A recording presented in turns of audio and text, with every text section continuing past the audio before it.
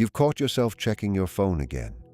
You promised you wouldn't do it this time, yet somehow you're still waiting, wondering whether they're going to reach out. And what makes it even harder is that you can't tell where you stand with them. One moment, they make you feel incredibly close to them. The next, they seem to vanish emotionally. They can say something that makes your heart race, then suddenly become distant and unreadable. People around you may be telling you to let it go. They may say, if they cared, you wouldn't be this confused. But deep down, part of you feels there may be more happening beneath the surface.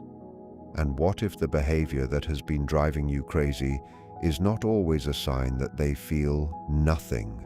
What if, for an avoidant person, some of their most confusing behavior can happen precisely when their feelings are becoming stronger than they know how to manage? Stay with me, because understanding this could completely change how you interpret what has been happening between the two of you. So many people misunderstand avoidance. They see silence and assume it means a lack of interest. They see distance and call it rejection. They experience the constant push and pull and decide the other person simply doesn't care enough. But there is something important that often gets missed. For someone who is deeply avoidant, strong feelings don't always look romantic from the outside. Sometimes they look like anxiety. Sometimes they look like confusion.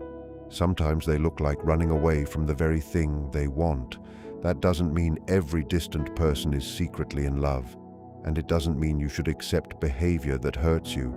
But before you decide that every retreat is a reflection of your worth, it may help to understand what can happen when an avoidant person starts feeling emotionally attached. Before you send that last message, erase their number or convince yourself that none of it was real. Listen closely to these signs. You may recognize something you've been experiencing, and if you do, the situation might begin to make a little more sense. If this feels familiar, drop the word "finally" in the comments. And for more honest conversations about relationships and emotional connection, subscribe to Avoidant Heart. We're only getting started. The first sign is when they become distant immediately after the two of you share a genuinely meaningful moment. Think about it. Maybe you had a conversation that lasted for hours. Maybe they opened up about something personal they normally keep hidden. Maybe there was a quiet moment between you when you both felt that something had changed. For once, it didn't feel uncertain. It felt real. Then, suddenly, everything shifts. The following day, they're barely talking. Their messages are dry. They seem cold or distracted. They may even start an unnecessary disagreement, leaving you wondering what you did. You replay everything in your mind and ask yourself, did I say something wrong? Did I misunderstand what happened between us? But sometimes, you didn't imagine the connection at all. Sometimes the connection was exactly what caused them to retreat. For an avoidant person, emotional closeness can activate fear rather than immediate comfort. Intimacy may touch old beliefs and protective patterns that tell them getting too close to someone could eventually lead to pain, disappointment, or loss of independence. So when a connection becomes especially real, their internal defenses can suddenly switch on. It's not necessarily because you did something wrong. It can be because the closeness reached a place inside them that they usually keep protected, and this is where things become especially confusing. People tend to avoid what feels emotionally intense, and emotional intensity often appears when something truly matters. If they felt absolutely nothing, there might be no emotional conflict to manage in the first place. Their withdrawal doesn't automatically prove love, but the timing of it can tell you that something significant happened inside them. So instead of immediately turning their distance into a judgment about your value, pause and ask yourself, what happened just before they pulled away? Often, if you look honestly at the pattern, you may notice that the distance came right after vulnerability, warmth, affection, or a moment of genuine connection. That doesn't make the withdrawal painless, but it can help you understand that their reaction may be about their own fear rather than your lack of worth. How you respond in these moments matters too. Many people feel the distance and immediately begin chasing. They send more messages, ask repeatedly what is wrong, demand reassurance, and try desperately to restore the closeness. The problem is that someone who already feels overwhelmed by intimacy may experience that as even more pressure. A healthier approach is to respect their space while still respecting yourself. Don't disappear from your own life while waiting for them. Don't punish them, but don't abandon your dignity either. Keep living, stay connected to yourself. You don't need to beg someone to choose you, and you don't need to chase them into emotional availability. Sometimes, when you stop trying to force closeness, the other person finally has room to recognize what your presence means to them. Avoidant people can become so used to believing that independence is the same as emotional strength that they don't always recognize their attachment until they experience your absence. When you aren't chasing them through the silence, they may finally feel the distance they created. And that can bring them face to face with something they were trying not to admit. They actually miss you. They wanted you closer, and that desire was part of what frightened them. The second sign is much quieter, but it can reveal a lot. They remember the smallest details about you. Avoidant people are often careful about how much emotional access they give others. They may keep conversations light, change the subject when things become too personal, or reveal just enough to maintain a connection without feeling completely exposed. So when you realize they have been quietly paying attention to you, really paying attention, don't dismiss it too quickly. Maybe they remember the name of a pet you had growing up, even though you only mentioned it once. Maybe they remember that you're happiest early in the morning, the place you've always dreamed of visiting, or something you admitted during a late-night conversation when you felt vulnerable. Then one day, they casually mention it, almost as if it means nothing. But attention is rarely meaningless. People remember the details that leave an impression on them. When someone listens closely, they aren't simply waiting for their chance to speak. They're taking in pieces of who you are. They're remembering your preferences, your stories, your fears, your dreams, and the little things that make you uniquely you. For someone whose natural instinct is to maintain emotional distance, this can be especially meaningful. Their walls may still be standing, but somehow, parts of you have already found their way through. You might see it in unexpected ways. Perhaps they send you something related to a conversation you had weeks ago. Maybe they share a song that somehow matches exactly how you've been feeling. Maybe they make a reference to an inside joke that nobody else would understand. To someone else, these may seem like tiny gestures, but sometimes the smallest gestures reveal the deepest attention. Each time they remember something important to you or reach out because something reminded them of you, they may be showing a level of emotional awareness they aren't ready to put into words. Their actions can quietly say what they struggle to say directly. So pay attention to those moments. Notice when they reveal that they've been listening all along. Notice when they remember the things you assumed they had forgotten. Because sometimes, before an avoidant person is ready to openly admit how much you mean to them, you can already see the evidence in the space they have made for you inside their mind. They may not know how to say it yet, but in their own quiet, complicated way, they may already be telling you that you matter, and that you got closer to their heart than they ever expected. Somehow, despite the careful distance they have spent years maintaining, you have found your way past their defenses. The life they built around keeping people at a safe emotional distance has a small opening now, and you've reached a place inside them they never intended to share. That isn't always random. Sometimes it is what happens when feelings grow stronger than the walls someone built to contain them. It can be love trying to make itself known in the only way it can. The third sign is that they show jealousy but strongly insist they aren't jealous at all. This can be one of the most revealing and frustrating things to witness. You casually mention another person, a friend, colleague, or someone you've recently spent time with, and suddenly something about them changes. Maybe their expression shifts for just a second. Maybe they become unusually quiet. Perhaps they make a sharp little comment, excuse themselves early, or bring that person's name up again later while pretending they're simply curious. But there is something underneath their words that doesn't quite match their usual image of being completely detached. And if you directly ask them, "Are you jealous?" don't be surprised if they immediately deny it. They may laugh, act confused, or say something like, "Why would I be jealous? It's not like we're together." Then the conversation moves on, leaving you questioning whether you misunderstood the entire thing.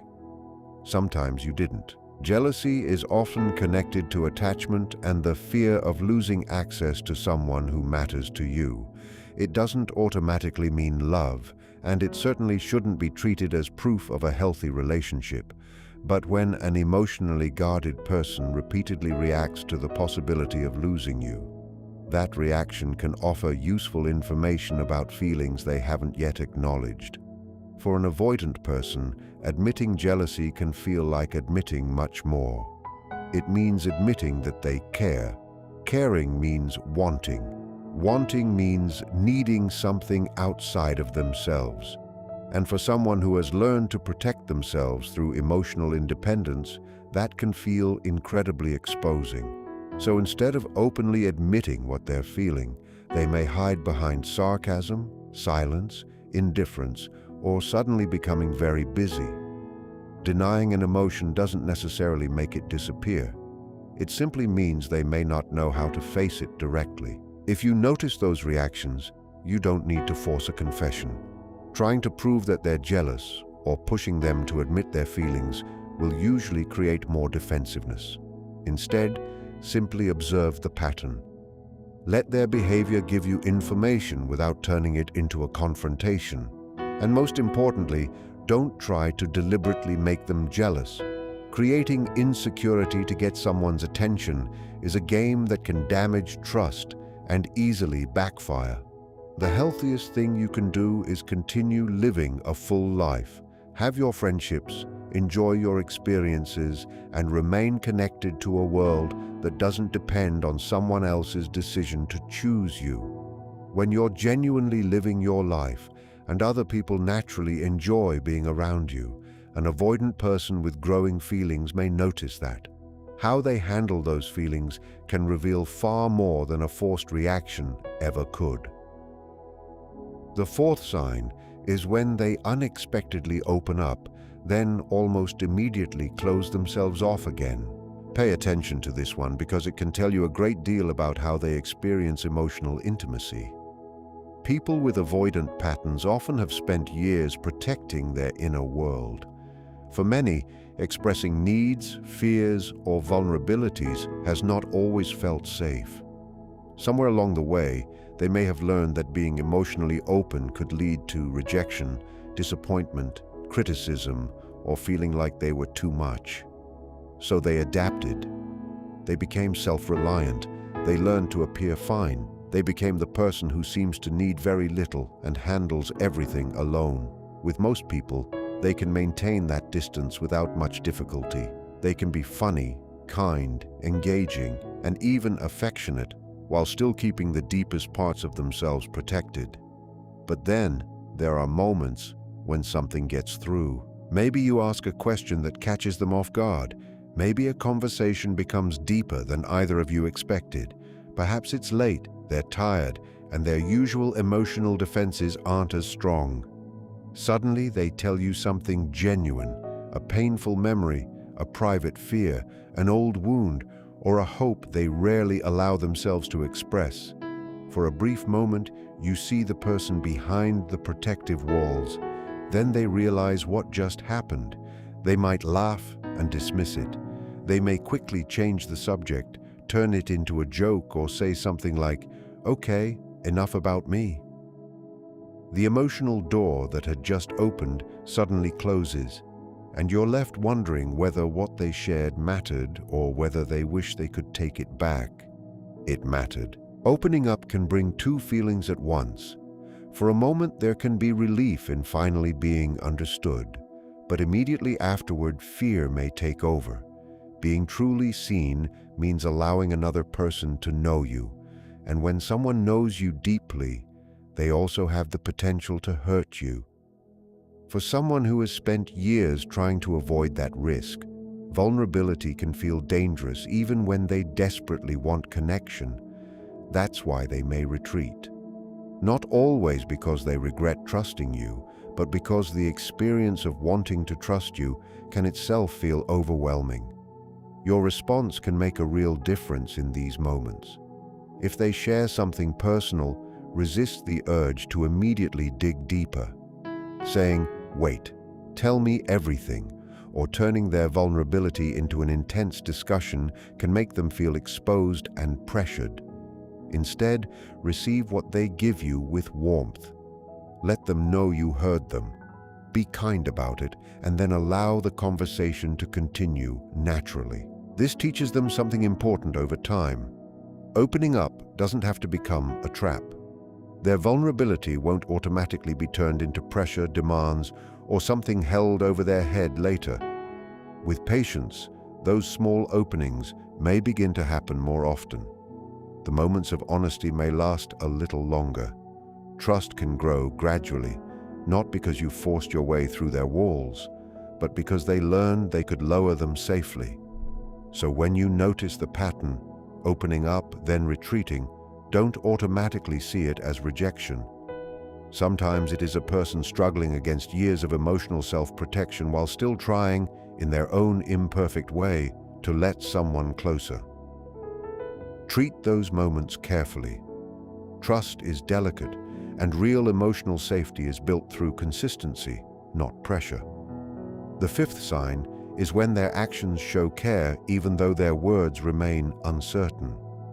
This is where many people become deeply confused.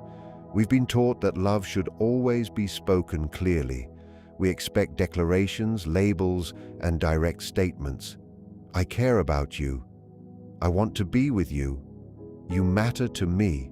And when those words never come, it's easy to assume the feelings aren't there.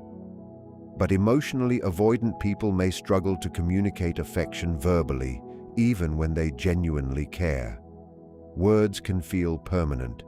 They create expectations. Once feelings are spoken aloud, they become harder to take back and more difficult to hide from. For someone afraid of emotional exposure, saying what they feel can seem much riskier than quietly showing it. That doesn't mean words never matter. They absolutely do, especially when you need clarity and security. But actions can also reveal things that someone hasn't yet found the courage or emotional language to say. So watch what they consistently do. When you're having a difficult time, do they quietly check on you? When you're sick, do they find a practical way to help? When life feels overwhelming, do they make an effort to make things easier, even in a small way? Do they remember something important to you and follow through without needing to be reminded again and again? Sometimes care doesn't arrive with a dramatic speech. Sometimes it looks like a message sent at exactly the moment you needed it. Sometimes it's a small favor. Sometimes it's simply sitting beside you when you're struggling, offering presence instead of perfect words. Those actions are worth noticing because consistency often communicates more than one emotional conversation ever could. Look at the overall pattern rather than chasing one perfect declaration. Pay attention to whether their actions repeatedly make room for you in their life. Notice whether they show care when it would be easier to remain distant. Because for someone who struggles to put their feelings into words, their behavior may be the first place their heart becomes visible. And at the same time, remember this: you deserve a relationship where you don't have to spend your entire life decoding another person's emotions. Understanding avoidance can create compassion, but it should never require you to abandon your own needs for clarity, consistency, and emotional safety. Real love isn't about endlessly guessing. It's about two people gradually finding the courage to meet each other with honesty. Sometimes an avoidant person's actions are the beginning of that journey. The question is whether, over time, those actions become strong enough to build something real. These moments of care are not always accidental. They are often conscious choices that require thought, effort, and emotional energy. For someone with avoidant tendencies, doing something meaningful for you can require them to quietly admit, even to themselves, that you matter. And sometimes that private acknowledgement is how love begins to reveal itself. For them, actions may feel safer than emotional declarations. Doing something kind, showing up when it matters, or making an effort can become a language they understand better than openly exposing their feelings. Their care comes through behavior, because behavior can feel less frightening than putting vulnerable emotions into words. But I want to be clear about something. Understanding this does not mean you should accept a relationship with no communication, no clarity, and no emotional expression forever. Nobody should have to survive indefinitely on hints and assumptions. A healthy relationship eventually needs honest conversations and a shared understanding of where both people stand. What I'm talking about is the earlier, more uncertain stage, when feelings may still be developing and nothing has been clearly defined. During that time, actions can provide valuable information. They can show you whether this person is making an effort, whether they show up when it isn't convenient, and whether they are choosing connection even when their instinct tells them to create distance. When someone consistently treats you as though you matter, that behavior deserves to be noticed. It's not necessarily manipulation or a performance. For someone who instinctively protects themselves from emotional closeness, reaching toward another person can feel like taking a risk. Every time they make an effort, stay present a little longer, or contact you when they could have remained silent. They may be pushing against patterns that once kept them feeling safe. People rarely make repeated emotional effort for someone who means absolutely nothing to them. The willingness to become uncomfortable, to take small emotional risks, and to keep returning to a connection can tell you that something real is happening. So don't focus only on the words they say or the words they struggle to say. Look at the entire pattern. Notice how they behave around you over time. Pay attention to whether you see a version of them that others rarely see. Do they seem more relaxed with you? Do they laugh more freely? Do they linger when they don't have to? When they create distance, do they eventually return with a little more openness than before? Patterns matter more than isolated moments. Growth is rarely dramatic or perfectly linear. Sometimes progress looks like the distance becoming a little shorter, the silence lasting a little less time, or trust appearing in small moments that slowly become more frequent. That is the larger story their behavior may be telling. But before we bring all of this together, there is something incredibly important that deserves to be said, something that is often missing from conversations about avoidant relationships. Recognizing signs of attachment or love is not the same thing as accepting every behavior someone gives you. Understanding why someone pulls away doesn't mean you have to remain in pain while waiting for them to change. You are a whole person too. You have your own needs. You may want consistency, security, honesty, and clarity. Those desires are valid. Wanting to feel safe in a relationship doesn't make you needy. Wanting answers doesn't make you demanding. Wanting someone to communicate doesn't mean you're asking for too much. It simply means you're human and you're being honest about what your heart needs. The purpose of understanding avoidant behavior is not to give you an excuse to tolerate what is unhealthy. It's to give you a clearer picture so you can make decisions based on what is actually happening instead of being trapped by assumptions. Sometimes people walk away from a meaningful connection because they mistake fear and emotional withdrawal for a complete lack of feeling. They assume they were rejected when, in reality, the other person simply didn't know how to handle the closeness they felt. But the opposite can happen too. Sometimes people remain in painful situations far too long because they convince themselves that understanding someone's wounds means they must accept whatever those wounds cause. Understanding is not the same as surrendering your boundaries. You deserve neither extreme.